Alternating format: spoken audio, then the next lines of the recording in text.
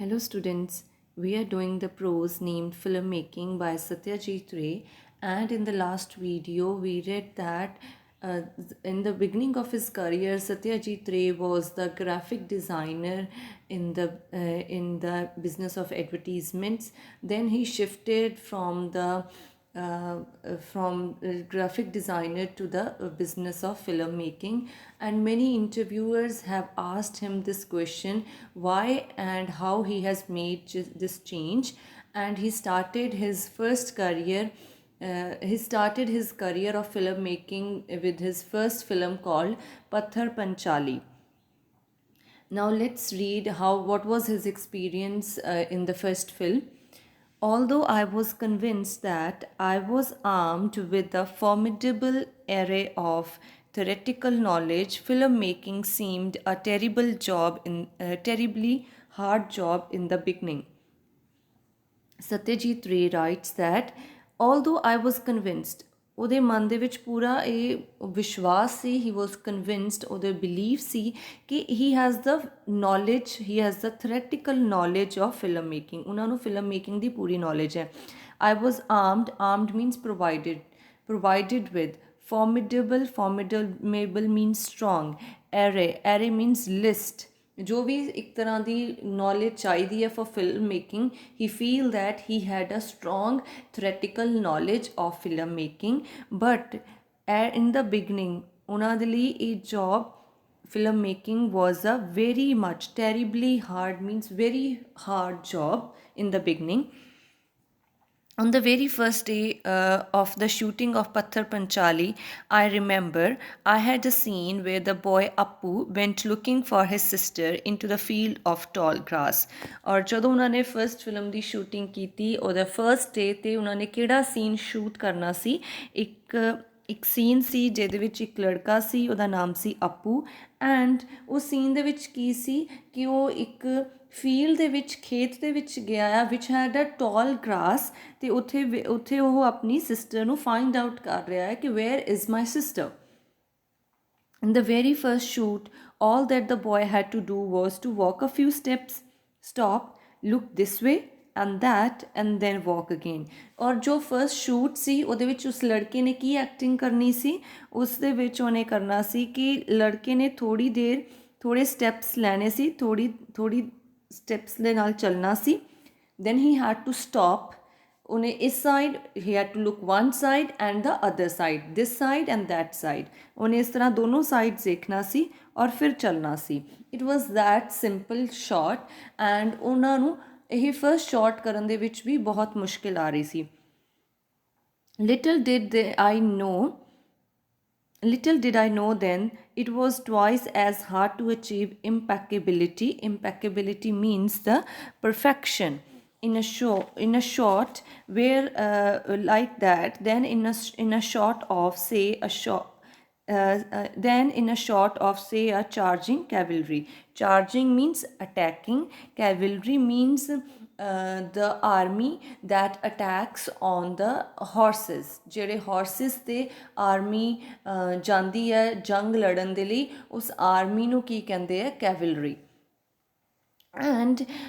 And the Satyajit Ray writes that ਕਿ ਉਸ time ਮੈਨੂੰ I had a little knowledge means I had a no knowledge ਕਿ ਇਹ ਜਿਹੜਾ ਇੱਦਾਂ ਦਾ ਸ਼ਾਟ ਹੁੰਦਾ ਆ ਜਿਹਦੇ ਵਿੱਚ ਇੱਕ ਲੜਕੇ ਨੇ ਥੋੜ੍ਹੇ ਸਟੈਪਸ ਚੱਲਣੇ ਆ, ਇਸ ਤਰਫ ਉਸ ਤਰਫ ਦੇਖਣਾ ਆ, ਫਾਈਂਡ ਆਊਟ ਕਰਨੇ ਦੀ ਕੋਸ਼ਿਸ਼ ਕਰਨੀ ਆਪਣੀ ਸਿਸਟਰ ਨੂੰ, and then he have to walk. ਇਸ ਤਰ੍ਹਾਂ ਦੇ ਸ਼ਾਟ ਜਿਹੜੇ ਕਰਨੇ ਉਹ ਦੁੱਗਣੇ ਟਵਾਈਸ ਹਾਰਡ, ਉਸ ਦੁੱਗਣੇ ਮੁਸ਼ਕਿਲ ਹੁੰਦੇ ਆ. ਇਹਨਾਂ ਸ਼ਾਰਟਸ ਦੇ ਵਿੱਚ ਇੰਪੈਕੇਬਿਲਿਟੀ ਪਰਫੈਕਸ਼ਨ ਅਚੀਵ ਕਰਨੀ ਦੁੱਗਣੀ ਮੁਸ਼ਕਿਲ ਹੈ ਦੈਨ ਇਨ ਅ ਸ਼ਾਰਟ ਜਿਹਦੇ ਵਿੱਚ ਇੱਕ ਆਰਮੀ ਅਟੈਕ ਕਰ ਰਹੀ ਹੈ ਹਾਰਸਿਸ ਦੇ ਉੱਤੇ ਦੂਸਰੀ ਆਰਮੀ 'ਤੇ. ਵਿਦ ਦ ਲੇਟਰ ਮੀਨਸ ਜੋ ਹੁਣੇ ਲਾਸਟ ਦੇ ਵਿੱਚ ਅਸੀਂ ਡਿਸਕਸ ਕੀਤਾ ਸ਼ਾਰਟ, ਕਿਹੜਾ ਸ਼ਾਰਟ ਉਹਨੇ ਲਾਸਟ ਦੇ ਵਿੱਚ ਡਿਸਕਸ ਕੀਤਾ ਹੈ, short of say charging cavalry. With the later ਮਤਲਬ ਇਸ ਸ਼ਾਰਟ ਦੇ ਵਿੱਚ ਕਿਹੜਾ ਸ਼ਾਟ ਜਿਹਦੇ ਵਿੱਚ ਆਰਮੀ ਨੇ ਅਟੈਕ ਕਰਨਾ ਦੂਸਰੇ 'ਤੇ ਜਿਹੜੇ ਕਿ ਹਾਰਸਿਸ 'ਤੇ ਹੈ। With the latter all you need is a cavalry that charges. ਬਸ ਇਹਦੇ ਵਿੱਚ ਕੀ ਲੋੜ ਹੁੰਦੀ ਹੈ, ਸਿਰਫ ਤੁਹਾਨੂੰ ਇੱਕ ਆਰਮੀ ਤਿਆਰ ਕਰਨੀ ਆ। You need lot of people and you need horses and ਉਹਨਾਂ ਨੇ ਉੱਥੇ ਆਉਣਾ ਆ ਫੀਲਡ ਦੇ ਉੱਤੇ and they have to attack. Charges means attacks. In Hollywood, such a shot, even the entire scene of battle, would normally be entrusted. Entrusted means assigned, given to what is known as the second unit director. ਕਹਿੰਦੇ ਕਿ Hollywood ਦੇ ਵਿੱਚ ਤਾਂ ਇਸ ਤਰ੍ਹਾਂ ਦੇ shot ਹੁੰਦੇ ਆ ਜਿਹਦੇ ਵਿੱਚ ਕੋਈ ਬੈਟਲ ਹੋਣੀ ਹੈ, ਕੋਈ ਲੜਾਈ ਹੋਣੀ ਹੈ, ਇਸ ਤਰ੍ਹਾਂ ਦੇ ਕੋਈ ਵੀ ਜਿਹੜੇ ਸ਼ਾਟਸ ਹੁੰਦੇ ਆ ਨਾ, ਉਹ ਕਿਹਨੂੰ ਅਸਾਈਨ ਕਰ ਦਿੱਤੇ ਜਾਂਦੇ ਆ, to the second unit director. There is one main director ਔਰ ਉਹਨਾਂ ਦਾ ਜਿੱਦਾਂ ਕਹਿ ਸਕਦੇ ਹਾਂ ਅਸਿਸਟੈਂਟ ਡਾਇਰੈਕਟਰ ਹੋਏਗਾ। ਇਸ ਤਰ੍ਹਾਂ ਦੇ ਸ਼ਾਟਸ ਤਾਂ ਉਹਨੂੰ ਇਕੱਲੇ ਨੂੰ ਹੀ ਸੌਂਪ ਦਿੱਤੇ ਜਾਂਦੇ ਆ। ਇੰਟਰਸਟਿਡ ਮੀਨਸ ਸੌਂਪ ਦੇਣਾ, ਤਾਂ ਜੋ ਉਹ ਆਪਣਾ ਉਹ ਇਕੱਲੇ ਹੀ ਇਹਨਾਂ ਸ਼ਾਟਸ ਨੂੰ ਕਰ ਲੈਂਦੇ ਆ, ਉਹਨਾਂ ਦੀ ਮੂਵੀ ਤਿਆਰ ਕਰ ਲੈਂਦੇ ਆ। ਔਰ ਸੈਕਿੰਡ ਯੂਨਿਟ ਡਾਇਰੈਕਟਰ ਕਿਸ ਤਰ੍ਹਾਂ ਦਾ ਹੁੰਦਾ ਹੈ, a sturdy young fellow. Sturdy means very strong built, ਜਿਹਦਾ ਬੋਡੀ ਸਟਰੋਂਗ ਹੁੰਦੀ ਹੈ ਨਾ। Sturdy young fellow generally with not much brains but lot of stamina. ਉਹ ਇੱਦਾਂ ਦੇ ਬੰਦੇ ਨੂੰ ਇਹ ਵਾਲਾ ਕੰਮ ਦੇ ਦਿੰਦੇ ਜਿਹਦਾ ਜ਼ਿਆਦਾ ਬ੍ਰੇਨ ਨਹੀਂ ਹੈ ਬਟ ਉਹਦੇ ਅੰਦਰ ਸਟੈਮਿਨਾ ਬਹੁਤ ਹੈ। ਇਸ ਤਰ੍ਹਾਂ ਭੱਜ ਦੌੜ ਕਰਨੇ ਦਾ, ਐਕਟਿਵਲੀ ਉਹ ਚੀਜ਼ ਕਰਵਾਉਣ ਦਾ। ਸੋ ਇਸ ਤਰ੍ਹਾਂ ਦੇ ਬੰਦੇ ਦੇ ਵਿੱਚ ਇਹਦੇ ਵਿੱਚ ਸਟੈਮਿਨਾ ਆ, ਕੈਪੇਬਿਲਿਟੀ ਆ, ਉਹਨੂੰ ਇਹ ਸ਼ਾਟ ਦੇ ਦਿੱਤੇ ਜਾਂਦੇ ਆ। William Wyler was away planning interiors in Hollywood while the second unit director shot the entire chariot race somewhere in the Italy. ਉਹ ਕਹਿੰਦੇ ਮੈਨੂੰ ਇੱਕ ਇਨਸੀਡੈਂਟ ਯਾਦ ਹੈ। ਵਿਲੀਅਮ ਵੇਲਰ ਇੱਕ ਕੋਈ ਡਾਇਰੈਕਟਰ ਸੀ, ਉਹ ਹਜੇ ਆਪਣੀ ਫਿਲਮ ਬਣਾਉਣ ਦੇ ਲਈ ਇੰਟੀਰੀਅਰ ਸਿਲੈਕਟ ਕਰ ਰਹੇ ਸੀ ਕਿ ਮੈਂ ਕਿਸ ਜਗ੍ਹਾ ਦੇ ਵਿੱਚ ਜਾ ਕੇ, ਕਿਸ ਹਾਊਸ ਦੇ ਵਿੱਚ, ਕਿਸ ਇੰਟੀਰੀਅਰ ਦੇ ਵਿੱਚ, ਜਾਂ ਕਿਸ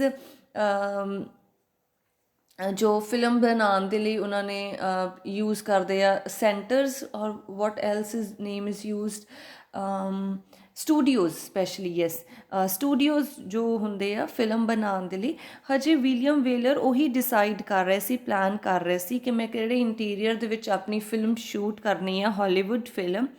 ਜੋ ਸੈਕਿੰਡ ਯੂਨਿਟ ਡਾਇਰੈਕਟਰ ਸੀ ਉਹਨਾਂ ਨੇ ਉਹਨੂੰ ਕੰਮ ਸੌਂਪ ਦਿੱਤਾ ਸੀ ਕਿ ਇਹਦੇ ਵਿੱਚ ਇੱਕ ਚੈਰੀਅਟ ਰੇਸ ਸੀਨ ਹੋਏਗਾ, ਔਰ ਸੈਕਿੰਡ ਯੂਨਿਟ ਡਾਇਰੈਕਟਰ ਨੇ ਉਸ ਸ਼ੂਟ ਨੂੰ, ਉਸ ਸੀਨ ਨੂੰ ਸ਼ੂਟ ਵੀ ਕਰ ਲਿਆ ਸੀ ਇਟਲੀ ਦੇ ਵਿੱਚ ਜਾ ਕੇ। ਚੈਰੀਅਟ ਰੇਸ ਦਾ ਸੀਨ ਪਹਿਲਾਂ ਹੀ ਸ਼ੂਟ ਹੋ ਗਿਆ ਸੀ, ਔਰ ਜਦੋਂ ਕਿ ਹਜੇ ਵਿਲੀਅਮ ਵੇਲਰ ਸਿਰਫ ਇੰਟੀਰੀਅਰ ਹੀ ਸਿਲੈਕਟ ਕਰ ਰਹੇ ਸੀ, ਹਜੇ ਪਲਾਨਿੰਗ ਹੀ ਕਰ ਰਹੇ ਸੀ। But if you are faced with a scene,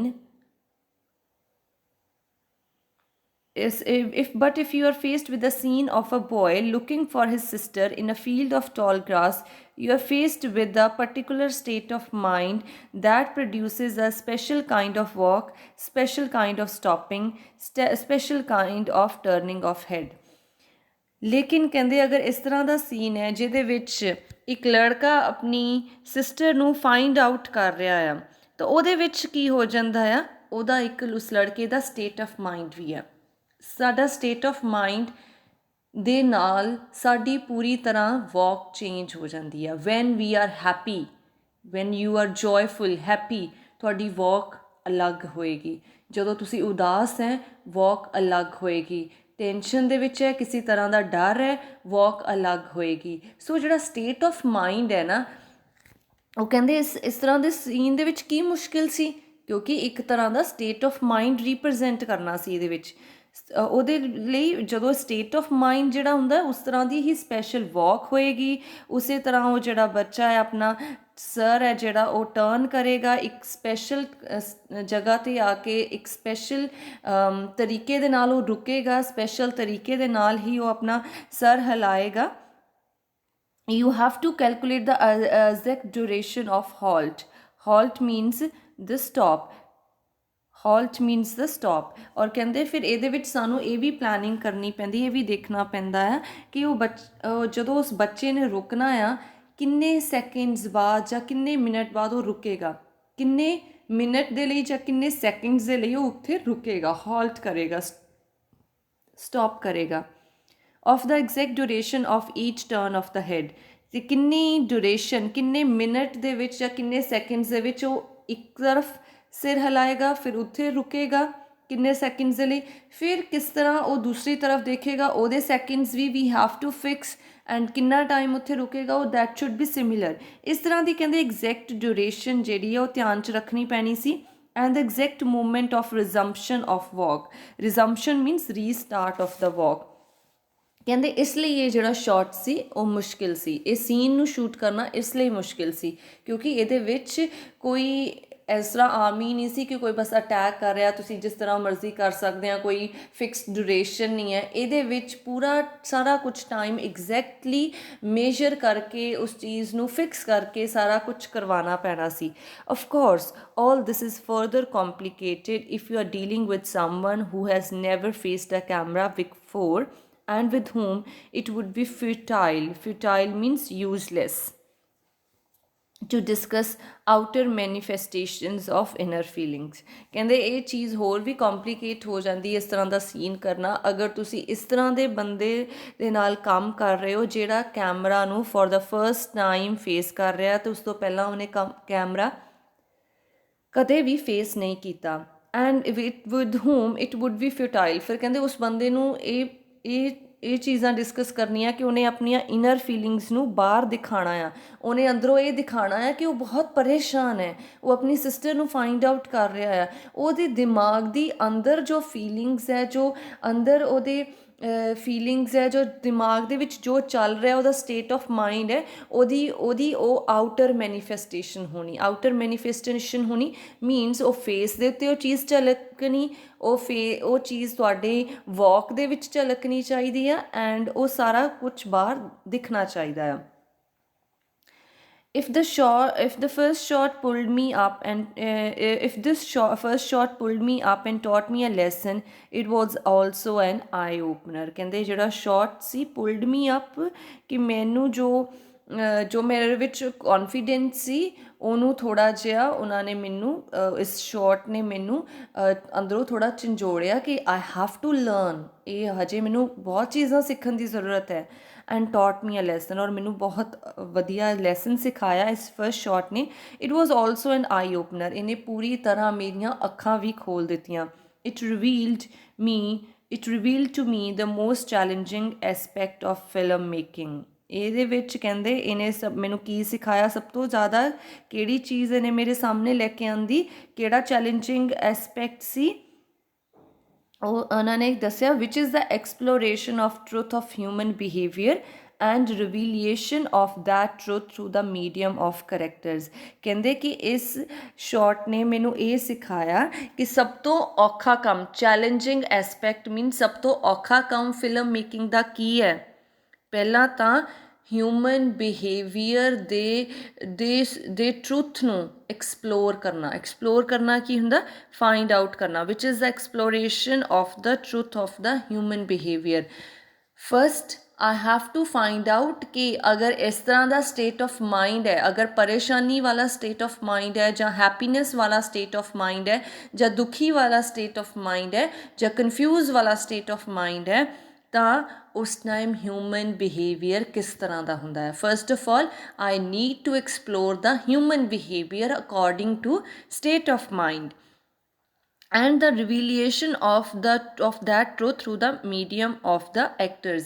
और दूसरा चैलेंजिंग एस्पेक्ट की है, अगर ਤੁਹਾਨੂੰ ਪਤਾ ਲੱਗ ਗਿਆ ਕਿ ਅਗਰ ਪਰੇਸ਼ਾਨੀ ਹੈ ਤਾਂ ਲੋਕ ਇਸ ਤਰ੍ਹਾਂ ਬਿਹੇਵ ਕਰਦੇ ਆ, ਉਹ ਬਿਹੇਵੀਅਰ ਤੇ ਪਤਾ ਚੱਲ ਗਿਆ, ਲੇਕਿਨ ਉਸ ਬਿਹੇਵੀਅਰ ਨੂੰ ਰਿਵੀਲ ਕਰਵਾਉਣਾ ਐਕਟਰਸ ਦੇ ਥਰੂ ਇਨ ਦਾ ਸਿਮਿਲਰ ਵੇ ਕਿ ਇਸ ਤਰ੍ਹਾਂ ਲੱਗੇ ਕਿ ਬਿਲਕੁਲ ਅੰਦਰੋਂ ਹੀ ਉਹ ਚੀਜ਼ ਨਿਕਲ ਕੇ ਆ ਰਹੀ ਹੈ, ਐਕਚੁਅਲੀ ਉਹ ਬੰਦਾ ਪਰੇਸ਼ਾਨ ਆ, ਸੱਚਮੁੱਚ ਇੱਦਾਂ ਲੱਗੇ ਫਿਲਮ ਦੇ ਵਿੱਚ। It is very difficult to do। Experience tell us that the subtlest means the very small, narrow of the emotional states affects person's speech, behavior, and such revealing speech and behavior is the very heart of the cinema's eloquence। Eloquence means cinema's speech।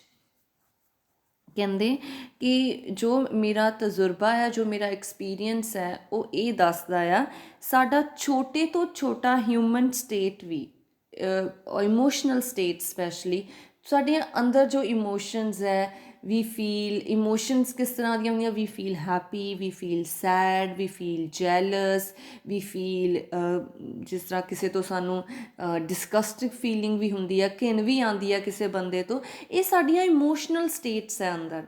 ਔਰ ਜੋ ਇਹ emotional status ਹੁੰਦੀਆਂ ਆ ਉਹ ਇਨਸਾਨ ਦੀ ਬੋਲ ਚਾਲ ਨੂੰ ਵੀ ਇਫੈਕਟ ਕਰਦੀਆਂ, ਉਹਦੀ ਸਪੀਚ ਨੂੰ ਵੀ। ਜਦੋਂ ਖੁਸ਼ ਹੈ ਤਾਂ ਉਹਦੇ ਸ਼ਬਦ ਹੋਰ ਤਰ੍ਹਾਂ ਨਿਕਲਦੇ, ਜਦੋਂ ਉਦਾਸ ਹੈ ਸ਼ਬਦ ਡਿਫਰੈਂਟਲੀ ਨਿਕਲਦੇ ਆ।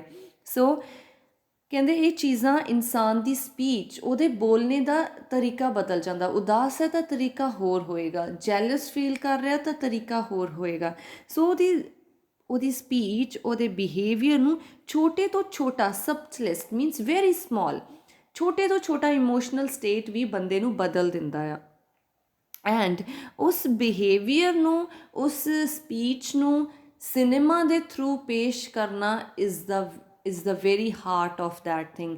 ਸਿਨੇਮਾ ਤਾਂ ਹੀ ਸਕਸੈਸਫੁਲ ਹੁੰਦਾ ਆ ਅਗਰ ਅਸੀਂ ਰੀਅਲ ਉਹ ਐਕਟਿੰਗ ਕਰਕੇ ਲੋਕਾਂ ਨੂੰ ਦਿਖਾ ਸਕੀਏ ਉਸ ਚੀਜ਼ ਦੀ। I like to think that it was shrewd move on my part. Shrewd means clever, or we can say wise. It was, I think, that was the shrewd move on my part to have selected for my first film a story where one had to put the emphasis on the human aspect. ਔਰ ਕਹਿੰਦੇ ਕਿ ਆਈ ਵਾਜ਼ ਸ਼ਰੂਇਡ, ਆਈ ਵਾਜ਼ ਕਲੈਵਰ, ਆਈ ਵਾਜ਼ wise enough ਕਿ ਮੈਂ ਆਪਣੀ first story ਇੱਦਾਂ ਦੀ select ਕੀਤੀ ਜਿਹਦੇ ਵਿੱਚ ਮੈਂ ਹਿਊਮਨ ਬਿਹੇਵੀਅਰ, ਹਿਊਮਨ ਐਸਪੈਕਟਸ ਨੂੰ ਇੰਫਸਿਸ ਕੀਤਾ, ਉਹਦੇ 'ਤੇ ਸਟਰੈਸ ਕੀਤਾ, ਉਹਦੇ 'ਤੇ ਫਿਲਮ ਬਣਾਈ, ਲੋਕਾਂ ਨੂੰ ਹਿਊਮਨ ਬਿਹੇਵੀਅਰ ਦਿਖਾਇਆ। ਕਿਉਂਕਿ ਇਹ ਚੀਜ਼ਾਂ ਜਿਹੜੀਆਂ ਹੁੰਦੀਆਂ ਆ ਨਾ, when you make films related to human behaviour, ਉਹਨਾਂ ਦੇ ਕਿਸ ਤਰ੍ਹਾਂ ਉਹ ਬਦਲਦਾ ਆ human behaviour according to situations, ਇਸ ਤਰ੍ਹਾਂ ਦੀਆਂ ਜਿਹੜੀਆਂ ਫਿਲਮਸ ਹੁੰਦੀਆਂ ਉਹ ਲੋਕਾਂ ਨੂੰ ਬਹੁਤ ਪਸੰਦ ਆਉਂਦੀਆਂ ਆ ਕਿਉਂਕਿ ਉਹ ਚੀਜ਼ਾਂ ਉਹਨਾਂ ਨਾਲ ਰਿਲੇਟਡ ਹੁੰਦੀਆਂ। ਜੋ ਚੀਜ਼ ਸਾਡੇ ਨਾਲ ਰਿਲੇਟਡ ਹੈ ਉਹ ਸਾਨੂੰ ਜ਼ਿਆਦਾ ਅੱਛੀ ਲੱਗਦੀ ਹੈ। Not only was this wise from the box office point of view, box office point of view ਮਤਲਬ ਜੋ ਮੈਂ ਹੁਣੀ ਗੱਲ ਬੋਲੀ ਹੈ ਕਿ ਹਿੱਟ ਹੋਣੀ, ਇਹ ਉਹ ਚੀਜ਼ ਹਿੱਟ ਹੁੰਦੀ ਹੈ ਜੋ ਲੋਕਾਂ ਦੇ ਦਿਲ ਨੂੰ ਪਸੰਦ ਆਉਂਦੀ ਹੈ, ਔਰ ਉਹ ਚੀਜ਼ ਹੀ ਪਸੰਦ ਆਉਂਦੀ ਹੈ ਜੋ ਸਾਡੇ ਨਾਲ ਰਿਲੇਟਡ ਹੁੰਦੀ ਹੈ।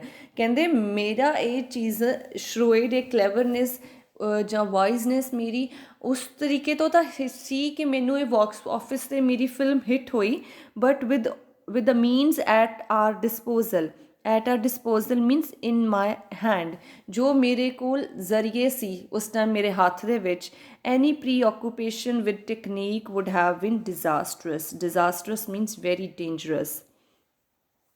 ਅਗਰ ਕਹਿੰਦੇ ਮੈਂ ਕਿਸੇ ਸਪੈਸ਼ਲ ਟੈਕਨੀਕ ਨਾਲ, ਜਿਸ ਤਰ੍ਹਾਂ ਬਾਕੀ ਫਿਲਮਸ ਬਣ ਰਹੀਆਂ ਸੀ ਅਤੇ ਮੈਂ ਵੀ ਉਹੀ ਪ੍ਰੀ ਆਕੂਪਾਈਡ ਰਹਿੰਦਾ ਉਸੇ ਟੈਕਨੀਕ ਨਾਲ, ਉਸੇ ਤਰ੍ਹਾਂ ਸੋਚਦਾ, ਤਾਂ ਸ਼ਾਇਦ ਮੇਰੀ ਇਹ ਫਸਟ ਫਿਲਮ ਡਿਜ਼ਾਸਟਰਸ ਹੁੰਦੀ ਅਤੇ ਮੈਂ ਫੇਲ ਹੋ ਜਾਂਦਾ ਆਪਣੇ ਇਸ ਕੰਮ ਦੇ ਵਿੱਚ। But balancing of means and ends is not an easy process. I already discussed with you this term means and ends. Means ਕੀ ਹੈ? ਜ਼ਰੀਆ। ਐਂਡ ਕੀ ਹੈ? ਉਸ ਜ਼ਰੀਏ ਨੂੰ ਯੂਜ਼ ਕਰਕੇ ਇੱਕ ਫਾਈਨਲ ਰਿਜ਼ਲਟ ਤੱਕ ਪਹੁੰਚਣਾ। ਪਰ ਕਹਿੰਦੇ ਇਹਨਾਂ ਦੇ ਵਿੱਚ ਬੈਲੈਂਸ ਮੇਨਟੇਨ ਕਰ ਪਾਉਣਾ। ਰਿਜ਼ਲਟ ਤੁਹਾਡਾ ਅੱਛਾ ਤਾਂ ਹੀ ਹੋਏਗਾ ਅਗਰ ਜ਼ਰੀਆ ਅੱਛਾ ਆ। ਅਗਰ ਤੁਸੀਂ ਕਹੋ ਕਿ ਮੈਂ ਗਲਤ ਜ਼ਰੀਏ ਦੀ ਜਗ੍ਹਾ ਮੈਨੂੰ ਬਾਅਦ ਦੇ ਵਿੱਚ ਰਿਜ਼ਲਟ ਅੱਛਾ ਮਿਲ ਜਾਏ, ਸ਼ਾਇਦ ਉਹ ਗਲਤ ਜ਼ਰੀਏ ਦੀ ਜਗ੍ਹਾ ਵੀ ਤੁਹਾਨੂੰ ਰਿਜ਼ਲਟ ਅੱਛਾ ਮਿਲ ਜਾਏਗਾ, but it will not touch your heart, you will not be satisfied with that। ਕਈ ਵਾਰ ਪੈਸਾ ਵੀ ਹੈ ਨਾ, we need money, and ਕਈ ਵਾਰ ਕੁਛ ਗਲਤ ਤਰੀਕੇ ਨਾਲ ਵੀ ਪੈਸਾ ਮਿਲ ਜਾਂਦਾ ਆ, ਬਟ ਉਹ ਤੁਹਾਡੇ ਦਿਲ ਨੂੰ ਸੈਟਿਸਫੈਕਸ਼ਨ ਨਹੀਂ ਮਿਲਦੀ ਉਸ ਚੀਜ਼ ਤੋਂ। ਸੋ ਇਹਨਾਂ ਚੀਜ਼ਾਂ ਦੇ ਵਿੱਚ ਮੀਨਸ ਔਰ ਐਂਡਸ ਦੇ ਵਿੱਚ ਬੈਲੈਂਸ ਮੇਨਟੇਨ ਰੱਖਣਾ is not an easy process. Satyajit Ray writes that, and a certain impatience sometimes makes a direction plunge into a subject that is clearly beyond his scope. Such was the case with The Music Room, my third film। ਕਈ ਵਾਰ ਕੀ ਹੁੰਦਾ ਨਾ ਕਿ ਅਸੀਂ impatient ਹੋ ਜਾਂਦੇ ਹਾਂ, ਵੀ need quickly, ਸਾਨੂੰ quick result ਚਾਹੀਦੇ, ਮੈਂ ਇਹ ਵੀ ਕਰਨਾ, ਮੈਂ ਉਹ ਵੀ ਕਰਨਾ। ਐਂਡ ਉਸ ਚੱਕਰ ਦੇ ਵਿੱਚ ਕਈ ਵਾਰ ਫਿਲਮਸ ਦੇ ਵਿੱਚ ਵੀ ਕਈ ਵਾਰ ਉਹ ਕਹਿੰਦੇ ਇਸ ਤਰ੍ਹਾਂ ਹੁੰਦਾ ਆ ਕਿ ਵੀ ਨੀਡ ਕਿ ਅਸੀਂ ਇਹ ਵੀ ਕਰ ਦਈਏ ਆਪਣੀ ਫਿਲਮ ਦੇ ਵਿੱਚ, ਇਹ ਵੀ ਕਰ ਲਈਏ, ਇਸ ਤਰ੍ਹਾਂ ਸਾਡੀ ਫਿਲਮ ਅੱਛੀ ਬਣ ਜਾਏਗੀ। ਐਂਡ ਜ਼ਿਆਦਾ ਉਸ ਚੀਜ਼ ਨੂੰ ਸੋਚਣ ਦੇ ਕਾਰਨ ਕਈ ਵਾਰ ਜਿਹੜੀ ਡਾਇਰੈਕਸ਼ਨ ਹੈ, ਡਾਇਰੈਕਸ਼ਨ ਆਫ ਫਿਲਮ ਮੇਕਿੰਗ, ਕਈ ਵਾਰ ਅਸੀਂ ਇੱਦਾਂ ਦਾ ਸਬਜੈਕਟ ਦੇ ਵਿੱਚ ਪਹੁੰਚ ਜਾਂਦੇ ਹਾਂ, ਇੱਦਾਂ ਦੀ ਫਿਲਮ ਬਣਾਉਣ ਦੇ ਬਾਰੇ ਸੋਚ ਲੈਂਦੇ ਹਾਂ ਜਿਹੜੀ ਕਿ ਬਿਯੋਂਡ ਇਟਸ ਸਕੋਪ, ਜਿਹਨੂੰ ਬਣਾਉਣਾ it is not that easy, but ਕਿ ਉਹ ਉਸ ਸੋਚ ਤੋਂ ਪਰੇ ਚਲੇ ਜਾਂਦੀ ਹੈ, ਬਿਯੋਂਡ ਇਟਸ ਹਿਸ ਸਕੋਪ। ਔਰ ਕਹਿੰਦੇ ਇਸ ਤਰ੍ਹਾਂ ਹੀ ਕੇਸ ਹੋਇਆ ਮੇਰੀ ਥਰਡ ਫਿਲਮ ਦ ਮਿਊਜ਼ਿਕ ਰੂਮ ਦੇ ਵਿੱਚ। It was by then I was sorry by then a little tired of rural scene, so I decided to film the story of a dissident feudalism।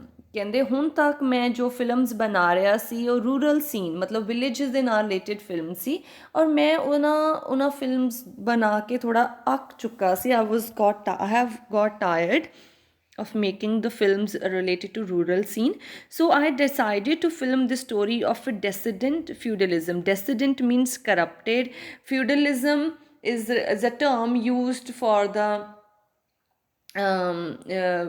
for the lords, ਜ਼ਮੀਂਦਾਰਸ ਜਿਹੜੇ ਹੁੰਦੇ ਆ ਉਹਨਾਂ ਦੇ ਲਈ ਇਹ term use ਕੀਤੀ ਜਾਂਦੀ feudalism। And ਉਹ ਕਿਸ ਤਰ੍ਹਾਂ ਉਹਨਾਂ ਨੇ ਕੀ ਸੋਚਿਆ ਸੀ ਕਿ ਮੈਂ ਇੱਕ ਇਸ ਤਰ੍ਹਾਂ ਦੀ ਫਿਲਮ ਬਣਾਵਾਂਗਾ ਜਿਹਦੇ ਵਿੱਚ ਉਹ ਇੱਕ ਕਰਪਟਡ ਜੋ ਇਸ ਤਰ੍ਹਾਂ ਦਾ ਲਾਰਡ ਹੋਏਗਾ, ਇਸ ਤਰ੍ਹਾਂ ਦਾ ਜ਼ਮੀਨਦਾਰ ਹੋਏਗਾ ਜੋ ਲੋਕਾਂ ਦੇ ਨਾਲ ਧੋਖਾ ਕਰ ਰਿਹਾ ਹੋਏਗਾ, ਦੂਸਰਿਆਂ ਨੂੰ ਪਰੇਸ਼ਾਨ ਕਰ ਰਿਹਾ ਹੋਏਗਾ, ਲੋਕਾਂ ਤੋਂ ਉਹਨਾਂ ਦੀ ਮਿਹਨਤ ਦਾ ਉਹਨਾਂ ਨੂੰ ਪੈਸਾ ਨਹੀਂ ਦੇ ਰਿਹਾ ਹੋਏਗਾ। ਸੋ ਇਸ ਤਰ੍ਹਾਂ ਦੀ ਫਿਲਮ ਬਣਾਉਣ ਬਾਰੇ ਉਹਨਾਂ ਨੇ ਸੋਚਿਆ। ਐਂਡ ਉਹਨਾਂ ਨੇ ਫਿਰ ਅੱਗੇ ਫਿਲਮ ਦਾ ਆਪਣਾ ਨਾਮ ਸੀ the music room, his third film. For the exterior of this story we needed a crumbling 19th century nobleman's palace and found a magnificent one in Murshidabad, right on the bank of river Padma।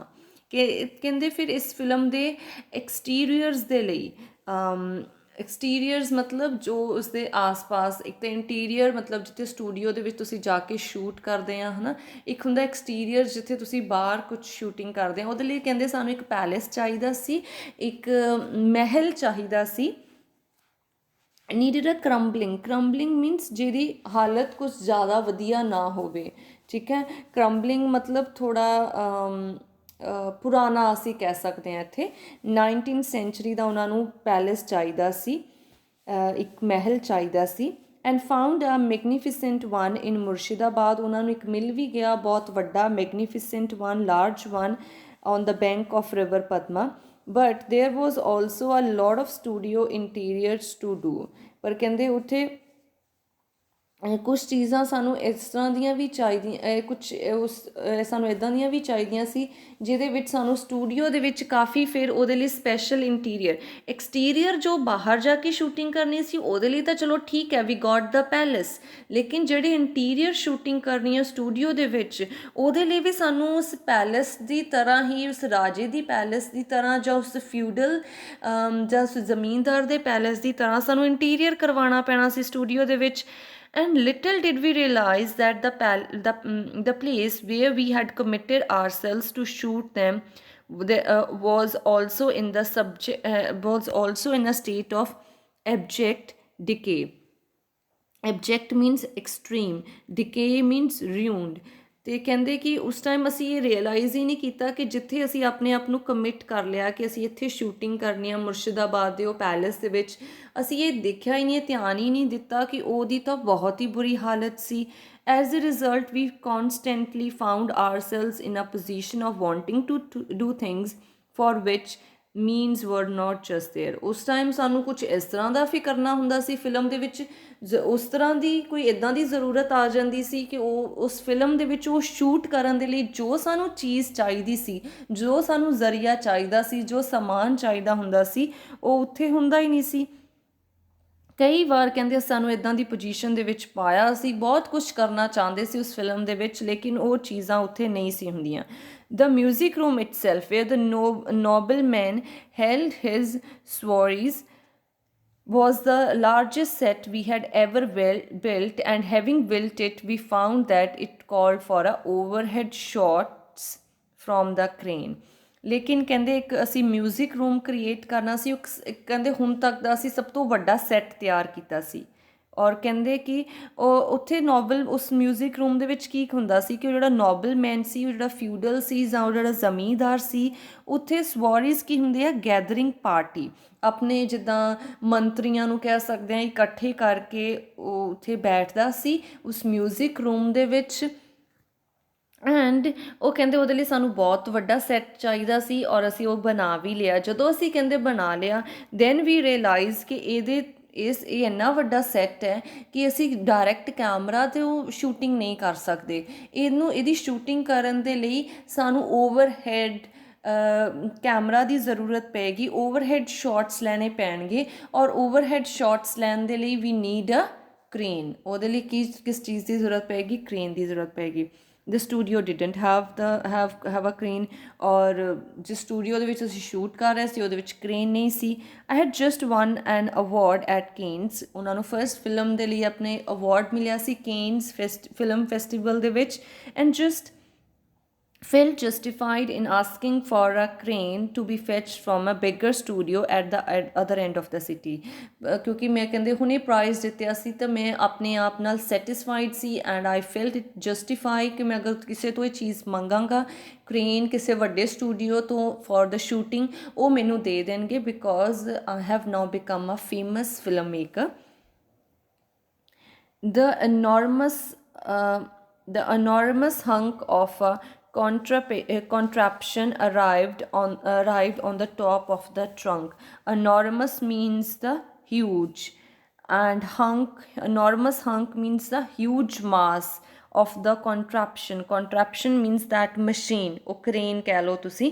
arrived on the top of truck ਦੇ ਵਿੱਚ ਉਸ crane ਨੂੰ huge mass of machine ਨੂੰ ਲਿਆਂਦਾ ਗਿਆ। we were told we could keep it for a week, ਤੇ ਉਹਨਾਂ ਜਿਨ੍ਹਾਂ ਤੋਂ ਅਸੀਂ ਲਈ ਸੀ ਉਹਨਾਂ ਨੇ ਸਾਨੂੰ ਇੱਕ ਹਫ਼ਤੇ ਲਈ ਉਹ crane ਦਿੱਤੀ ਸੀ। at the end of week, having taken the shots I needed, I asked for the crane to be sent back, ਔਰ ਕਹਿੰਦੇ ਹਫਤੇ ਦੇ ਵਿੱਚ I completed my all shots, ਤੇ ਮੈਂ ਉਹ ਜਿਹੜੀ crane ਹੈ ਉਹ ਵਾਪਸ ਭੇਜਣ ਦੇ ਲਈ ਕਹਿ ਦਿੱਤਾ। The truck arrived in the evening. In the following night I watched the crane being pushed along a couple of stout means strong wooden planks ਕੀ ਹੁੰਦੇ ਆ, ਬੋਰਡ। ਜਿਸ ਤਰ੍ਹਾਂ ਤੁਸੀਂ ਦੇਖਿਆ ਵੀ ਹੋਣਾ ਆ ਕਿ ਟਰੱਕ ਦੇ ਉੱਤੇ ਬੋਰਡਸ ਨੂੰ ਅਸੀਂ ਸਲੈਂਡਿੰਗ ਹੈ ਨਾ ਵੇ ਦੇ ਨਾਲ ਲਗਾ ਦਿੰਦੇ ਹਾਂ।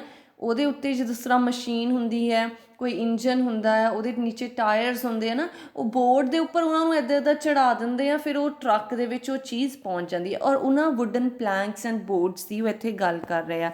ਔਰ ਕਹਿੰਦੇ ਈਵਨਿੰਗ ਟਾਈਮ ਦਾ ਟਰੱਕ ਅਰਾਈਵਡ ਇਨ ਦ ਫੋਲਿੰਗ ਲਾਈਟ, ਥੋੜ੍ਹੀ ਲਾਈਟ ਘੱਟ ਰਹੀ ਸੀ ਉਸ ਟਾਈਮ, ਅੰਧੇਰਾ ਹੋ ਰਿਹਾ ਸੀ, ਅਤੇ ਉਹਨਾਂ ਨੇ ਦੇਖਿਆ ਕਿ ਕ੍ਰੇਨ ਨੂੰ ਵੁਡਨ ਪਲੈਂਕਸ ਦੇ ਉੱਪਰ ਪੁਸ਼ ਕਰਕੇ ਟਰੱਕ ਦੇ ਵਿੱਚ ਲੋਡ ਕਰ ਰਹੇ ਆ। It seemed a risky operation, ਕਹਿੰਦੇ ਇੰਨੀ ਹੈਵੀ ਮਸ਼ੀਨ ਸੀ ਉਹ, ਦੇਖਣ ਨੂੰ ਹੀ ਬਹੁਤ ਮੁਸ਼ਕਿਲ ਲੱਗ ਰਿਹਾ ਸੀ operation. And operation means the task. And then before I realized what was happening, half way up the plank, ਅੱਧੇ ਰਾਸਤੇ ਦੇ ਵਿੱਚ ਉੱਪਰ ਪਹੁੰਚ ਕੇ machine on the board, the crane ਟੋਟਡ ਮੀਨਸ ਸ਼ੇਕ, ਥੋੜ੍ਹੇ ਹਿਲਣੀ ਸ਼ੁਰੂ ਹੋ ਗਈ for an instant, and then crashed on the coolies, killing one instantly and crippling another for life। ਕਹਿੰਦੇ ਕੀ ਹੋਇਆ, ਉਹਦੇ ਰਾਸਤੇ ਤੇ ਕ੍ਰੇਨ ਪਹੁੰਚੀ, ਸ਼ੇਕ ਕੀਤੀ, ਔਰ just in the movement in a few seconds ਉਹ ਜਿਹੜੀ ਕ੍ਰੇਨ ਸੀ ਇੱਕਦਮ ਨੀਚੇ ਆ ਗਈ। ਉਹਦੇ ਨਾਲ ਜੋ ਕੂਲੀ ਸੀ ਜੋ ਉਹਨਾਂ ਨੂੰ ਪੁਸ਼ ਕਰ ਰਹੇ ਸੀ ਟਰੱਕ ਦੇ ਵਿੱਚ ਲੋਡ ਕਰਨ ਦੇ ਲਈ, ਵਨ ਡਾਈਡ ਇੰਸਟੈਂਟਲੀ, ਔਰ ਇੱਕ ਹਮੇਸ਼ਾ ਦੇ ਲਈ ਕ੍ਰਿਪਲ ਹੋ ਗਿਆ, ਲੰਗੜਾ ਹੋ ਗਿਆ ਪੂਰੀ ਉਮਰ ਦੇ ਲਈ। I stood rooted to the spot। ਕਹਿੰਦੇ ਮੈਂ ਉਸ ਤਰ੍ਹਾਂ ਉੱਥੇ ਉਸ ਤਰ੍ਹਾਂ ਖੜਾ ਰਿਹਾ ਜਿਸ ਤਰ੍ਹਾਂ ਕਿ ਮੇਰੇ ਪੈਰਾਂ ਦੀਆਂ ਕੋਈ ਜੜ੍ਹਾਂ ਜ਼ਮੀਨ ਦੇ ਵਿੱਚ ਹੋਣ, ਐਂਡ ਮਤਲਬ ਉਹਦੇ ਪੈਰਾਂ ਨੀਚੋਂ ਜ਼ਮੀਨ ਖਿਸਕ ਗਈ ਸੀ, and he could not move, he was in a complete shock. Barely 10 feet ਅਵੇ, ਪੂਰੇ 10 ਫੀਟ ਦੀ ਦੂਰੀ 'ਤੇ ਉਹਨਾਂ ਨੇ ਦੇਖਿਆ ਜੋ ਵੀ ਹੋਇਆ। Stunned by the magnitude means extent and suddenness of the tragedy, ਕਿ ਕਿੰਨੀ ਕੁ ਭਿਆਨਕ ਚੀਜ਼ ਹੋਈ ਹੈ ਹੁਣੀ। He was totally stunned means shocked. It took me some time to realize that all this would not happen if he had not set his mind on those overhead shots। ਤੇ ਕਹਿੰਦੇ ਦੈਨ ਆਈ ਰਿਅਲਾਈਜ਼ ਕਿ ਇਹ ਸਭ ਕੁਛ ਨਾ ਹੋਇਆ ਹੁੰਦਾ ਅਗਰ ਮੈਂ ਆਪਣਾ ਮਾਈਂਡ ਇਸ ਚੀਜ਼ ਦੇ ਉੱਤੇ ਨਹੀਂ ਰੱਖਿਆ ਹੁੰਦਾ ਕਿ ਮੈਂ ਓਵਰਹੈਡ ਸ਼ਾਟਸ ਲੈਣੇ ਆ। ਸੋ ਇਹ ਸਭ ਸਟੋਰੀ ਸੁਣਾਉਣ ਦਾ ਉਹਨਾਂ ਦਾ ਇਹੀ ਮਤਲਬ ਸੀ ਕਿ ਕਈ ਵਾਰ ਕੀ ਹੁੰਦਾ ਆ ਕਿ ਅਸੀਂ ਮੀਨਸ ਐਂਡ ਐਂਡਸ ਦੇ ਵਿੱਚ ਬੈਲੈਂਸ ਨਹੀਂ ਕਰ ਪਾਉਂਦੇ ਆ। ਉਹ ਬੈਲੈਂਸ ਮੇਨਟੇਨ ਕਰਨਾ ਕੋਈ ਈਜ਼ੀ ਜੌਬ ਨਹੀਂ ਹੈ। ਉਹ ਫਿਲਮ ਮੈਂ ਅੱਛੀ ਬਣਾਉਣ ਨਹੀਂ ਚਾਹੁੰਦਾ ਸੀ। I wanted to make this film a very good film, and ਉਹਦੇ ਲਈ ਮੈਂ ਇੰਨਾ ਕੁ ਜ਼ਿਆਦਾ ਉਸ ਚੀਜ਼ ਲਈ ਪੈਸ਼ਨੇਟ ਹੋ ਗਿਆ ਕਿ ਜੋ ਉਸ ਅੱਛੀ ਫਿਲਮ ਬਣਾਉਣ ਦਾ ਮੇਰਾ ਐਂਡ ਸੀ, ਉਹਦੇ ਲਈ ਜੋ ਮੈਨੂੰ ਮੀਨਸ ਚਾਹੀਦੇ ਸੀ ਆਈ ਡਿਡਨਟ ਹੈਵ, ਔਰ ਉਹ ਮੈਂ ਇੱਧਰੋਂ ਉੱਧਰੋਂ ਲੈ ਰਿਹਾ ਸੀ। ਅਤੇ ਉਸ ਚੱਕਰ ਦੇ ਵਿੱਚ one person lost a life and another got crippled। The striving to find a balance between means and ends applies particularly to a place like Bengal, where the smallness of market and the circumstances of distribution provided an automatic check on the technical expansion। ਉਹ ਕਹਿੰਦੇ ਕਿ ਇਸ striving means trying to find out balance. ਕਹਿੰਦੇ ਹੀ ਔਰ ਉਹ ਪੱਥਰ ਪੰਚਾਲੀ ਜਾਂ ਜੋ ਵੀ ਇਹ ਫਿਲਮਸ ਦੀਜ਼ ਵਰ ਆਲ ਬੰਗਾਲੀ ਫਿਲਮਸ ਹੈ ਨਾ ਜਿਹੜੀਆਂ ਵੀ ਉਹ ਬਣਾ ਰਹੇ ਸੀ। ਕਹਿੰਦੇ ਉਹਨਾਂ ਦੇ ਵਿੱਚ ਮੈਂ ਕੋਸ਼ਿਸ਼ ਬਹੁਤ ਕਰ ਰਿਹਾ ਸੀ ਕਿ ਮੈਂ ਮੀਨਸ ਔਰ ਬੈਲੈਂਸ ਮੀਨਸ ਐਂਡ ਐਂਡਸ ਦੇ ਵਿੱਚ ਬੈਲੈਂਸ ਮੇਨਟੇਨ ਕਰਕੇ ਰੱਖਾਂ, ਬਟ ਕਹਿੰਦੇ ਇਹ ਚੀਜ਼ ਹੋਰ ਵੀ ਮੁਸ਼ਕਿਲ ਹੋ ਜਾਂਦੀ ਹੈ ਅਗਰ ਮੈਂ ਕਿਸ ਤਰ੍ਹਾਂ ਦੀ ਬੰਗਾਲ ਵਰਗੀ ਜਗ੍ਹਾ 'ਤੇ ਮੈਨੂੰ ਇਹ ਸਭ ਕੁਛ ਕਰਨਾ ਪੈ ਰਿਹਾ ਹੈ। Where the smallness of market and circumstances of distribution provide an automatic check on technical expansion. ਮੈਂ ਟੈਕਨੀਕਲ ਉਹ ਕਹਿੰਦੇ ਚੀਜ਼ਾਂ ਨਹੀਂ ਬਹੁਤੀਆਂ ਆਪਣੀ ਫਿਲਮਸ ਦੇ ਵਿੱਚ ਕਰ ਸਕਦਾ। ਸਮੋਲਨੈਸ ਆਫ ਮਾਰਕੀਟ, ਉੱਥੇ ਉਹ ਚੀਜ਼ਾਂ ਅਵੇਲੇਬਲ ਨਹੀਂ ਹੈ। I don't have that good market to buy the things for my films, and the circumstances of distribution ਕਿ ਕਿੱਥੇ ਹੋ ਗਈਆਂ ਉਹ ਚੀਜ਼ਾਂ, ਕਿੰਨਾ ਕੁ ਮੈਂ ਉਹ ਚੀਜ਼ਾਂ ਮੈਨੂੰ ਈਜ਼ੀਲੀ ਅਵੇਲੇਬਲ ਹੋ ਸਕਦੀਆਂ। ਕਹਿੰਦੇ ਆਟੋਮੈਟਿਕਲੀ ਇਹ ਚੀਜ਼ਾਂ ਮੇਰੀ ਟੈਕਨੀਕਲ ਐਕਸਪੈਂਸ਼ਨ ਜੋ ਫਿਲਮ ਦੇ ਵਿੱਚ ਮੈਂ ਟੈਕਨੀਕਲ ਚੀਜ਼ਾਂ ਕੁਛ ਕਰਨਾ ਚਾਹਨਾ ਉਹਦੇ 'ਤੇ ਆਪਣੇ ਆਪ 'ਤੇ ਇੱਕ ਤਰ੍ਹਾਂ ਨਾਲ ਰੋਕ ਲੱਗ ਜਾਂਦੀ ਹੈ। For instance, when in 1962 I decided to make a film in color, I had to plan the whole thing in terms of shooting on location, because it is not worthwhile for studios here to employ the number of lights needed for shooting interiors। ਕਹਿੰਦੇ ਮੈਂ ਇੱਕ example ਦੇਣਾ ਚਾਹਾਂਗਾ। 1962 ਦੇ ਵਿੱਚ ਮੈਂ decide ਕੀਤਾ ਕਿ ਮੈਂ ਕਲਰ ਫਿਲਮ ਬਣਾਵਾਂਗਾ। ਉਸ ਤੋਂ ਪਹਿਲਾਂ ਸ਼ਾਇਦ ਉਹ ਜੋ ਫਿਲਮਸ ਬਣਾ ਰਹੇ ਸੀ ਦੇ ਵਰ ਦਾ ਬਲੈਕ ਐਂਡ ਵਾਈਟ ਫਿਲਮਸ, ਅਤੇ ਉਹਨਾਂ ਨੇ ਡਿਸਾਈਡ ਕੀਤਾ 1962 ਦੇ ਵਿੱਚ that I will make everything, I will make this film in color। ਤੇ ਉਹਦੇ ਲਈ ਕਹਿੰਦੇ ਜੋ ਵੀ I had to plan the whole things in term of shooting on location, ਜਿਸ ਦੇ ਬਾਹਰ ਜੋ ਨੈਚੁਰਲ ਲਾਈਟ ਹੈ ਨਾ ਉਹਦੇ ਵਿੱਚ ਹੀ ਮੈਨੂੰ ਪਲੈਨਿੰਗ ਕਰਨੀ ਪਈ ਸੀ ਕਿ ਮੈਂ ਸਾਰੀ ਸ਼ੂਟਿੰਗ ਲੋਕੇਸ਼ਨ ਦੇ ਉੱਤੇ ਜਾ ਕੇ ਨੈਚੁਰਲ ਲਾਈਟ, ਨੈਚੁਰਲ ਸਨਲਾਈਟ ਵਗੈਰਾ ਦੇ ਵਿੱਚ ਸਾਰੀ ਸ਼ੂਟਿੰਗ ਕਰਾਂ, because it is not worthwhile for studios here to employ the large number of lights needed for shooting interiors। ਕਿਉਂਕਿ ਕਹਿੰਦੇ ਇੱਥੇ ਇੱਦਾਂ ਦੇ ਸਟੂਡੀਓਜ਼ ਦੇ ਵਿੱਚ ਇੰਨੀਆਂ ਲਾਰਜ ਨੰਬਰ ਆਫ ਲਾਈਟਸ ਨੂੰ ਲਗਾਉਣਾ for shooting the interiors it's not possible। If I wanted to shoot a color film in a studio, I would probably have to do it in Bombay or Madras। लेकिन अगर मैं color film studio ਦੇ ਵਿੱਚ shoot करनी ਹੁੰਦੀ ਤਾਂ I cannot do it in Bengal। I have to go to Madras or to Bombay to shoot it। The cost would be too high for a Bengali film, and one would have to think in terms of Hindi and Tamil. ਕਹਿੰਦੇ ਫਿਰ ਅਗਰ ਮੈਂ ਬੰਬੇ ਜਾਂ ਮਦਰਾਸ ਜਾ ਕੇ film ਬਣਾਉਂਦਾ colour film, ਤਾਂ ਉਹ Bengali film ਦੇ ਲਈ ਉਹਦੀ ਕਾਸਟ ਜਿਹੜੀ ਆ ਉਹ ਬਹੁਤ ਜ਼ਿਆਦਾ ਹੋ ਜਾਣੀ ਸੀ। ਫਿਰ ਮੈਨੂੰ ਫਿਲਮ ਕਾਹਦੇ ਵਿੱਚ ਬਣਾਉਣੀ ਪੈਣੀ ਸੀ, ਆਈਦਰ ਇਨ ਹਿੰਦੀ ਔਰ ਇਨ Tamil. Since I believe it is impossible to make a good film in a language one is not fluent in, I see little chance of that happening. It is as simple as that, really. ਉਹ ਕਹਿੰਦੇ ਕਿ ਮੈਨੂੰ ਨਹੀਂ ਸੀ ਲੱਗਦਾ ਕਿ ਮੈਂ ਉਸ language ਦੇ ਵਿੱਚ ਵਧੀਆ ਕੋਈ ਵੀ ਫਿਲਮ ਬਣਾ ਸਕਦਾ ਹਾਂ ਜਿਹਦੀ ਮੈਨੂੰ ਆਪਣੀ ਨੌਲੇਜ ਨਹੀਂ, ਜਿਹਦੇ ਵਿੱਚ ਮੈਂ ਆਪ ਫਲੂਐਂਟ ਨਹੀਂ ਹਾਂ ਜਿਸ ਲੈਂਗੁਏਜ ਦੇ ਵਿੱਚ। ਅਤੇ ਮੈਨੂੰ ਨਹੀਂ ਲੱਗ ਰਿਹਾ ਸੀ ਕਿ ਬੰਗਾਲੀ ਫਿਲਮ ਕਲਰ ਫਿਲਮ ਬਣਾਉਣਾ is possible in the Bombay or in Madras, and it would be very costly. So it is as simple as that, and I have to go to the location. ਉਹ interior ਦੇ ਵਿੱਚ studio ਦੇ ਵਿੱਚ colour film Bengali film ਕਰਨਾ possible ਨਹੀਂ ਸੀ। I went to the location and I shoot every scene on the in exterior locations. So that's all for today, and till now we have read that Satyajit Ray talks about his first film Patthar Panchali, ਜਿਹਦੇ ਵਿੱਚ ਇੱਕ scene ਦੀ discussion ਕਰ ਰਹੇ ਆ, and ਉਸ ਕਹਿ ਰਿਹਾ ਕਿ it is difficult to shoot such scenes ਜਿਹਦੇ ਵਿੱਚ ਤੁਸੀਂ ਹਿਊਮਨ ਬਿਹੇਵੀਅਰ ਨੂੰ ਡਿਪਿਕਟ ਕਰਨਾ ਹੈ। Then he talks about his third film in the music room, ਜਿਹਦੇ ਵਿੱਚ ਉਹਨਾਂ ਨੇ ਜੋ ਸੋਚਿਆ ਇੱਕ ਬਹੁਤ ਵਧੀਆ ਫਿਲਮ ਬਣਾਉਣ ਦੇ ਬਾਰੇ, ਉਹਦੇ ਜੋ ਮੀਨ ਸੀ, ਜੋ ਜ਼ਰੀਏ ਸੀ, ਉਹਨਾਂ ਦੇ ਕੋਲ ਨਹੀਂ ਸੀ, and he has to buy the crane from somebody, and ਉਸ overhead shots ਦੇ ਕਾਰਨ the one person lost his life and another got crippled for whole life. And then he talks about how it is not possible to do things where there is a small market like in Bengal. He has to make the Bengali films in the exterior locations because it was not possible to shoot Bengali film in color in the studio due to non-availability of the lights. Agar wo films Bombay ja Madras ja ke banade, it would have been very costly and people would not have watched that costly film. So that's all for today. I hope you have understood it. Thank you very much.